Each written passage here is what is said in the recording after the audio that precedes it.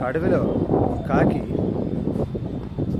ప్రతిరోజు తన జీవితం పట్ల చాలా కుంగిపోతూ, నేను చాలా అందవికారంగా ఉన్నాను, చాలా నల్లగా ఉన్నాను, ప్రతి ఒక్కరూ నన్ను చూసి అసహించుకుంటున్నారు, తిట్టుకుంటున్నారు అనుకుంటూ మానసికంగా కుంగిపోతూ బ్రతుకుతుంది.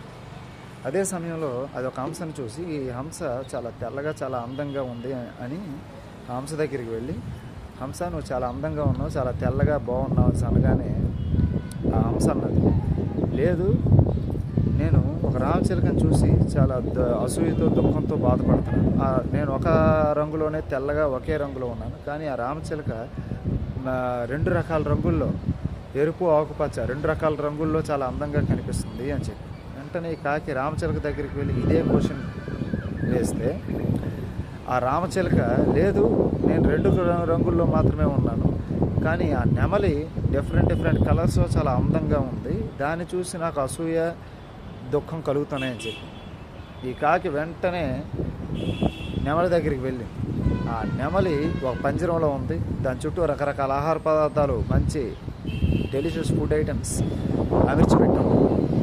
నెమలి దగ్గరికి వెళ్ళి ఇదే క్వశ్చన్ అడిగింది, you are the luckiest bird అని చెప్పి. నెమలి వెంటనే గట్టిగా ఏడ్చి, నా అందమే నాకు శాపమైంది, నేను అందంగా ఉండడం వల్ల నన్ను తీసుకొచ్చి పంజరంలో బంధించారు అని చెప్పి, నేను నీలాగా కాకినై ఉంటే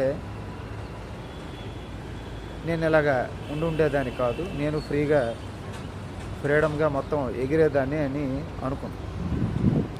సో ఈ కథ ద్వారా మనం తెలుసుకోవాల్సిన ముఖ్యమైన విషయం ఏంటి అంటే, మనం చాలా పెర్ఫెక్ట్ చాలా గొప్పవి అనుకుంటున్నటువంటి ఎదుటి వాళ్ళ జీవితాలు చాలా పీస్ఫుల్గా ఉంది, చాలా స్టేటస్ మెయింటైన్ చేస్తున్నారు, చాలా గొప్పగా ఉన్నారు అనుకుంటున్నటువంటి ఎదుటి వాళ్ళ జీవితాల్లో కూడా అంత పెర్ఫెక్ట్గా ఏమీ ఉండవు.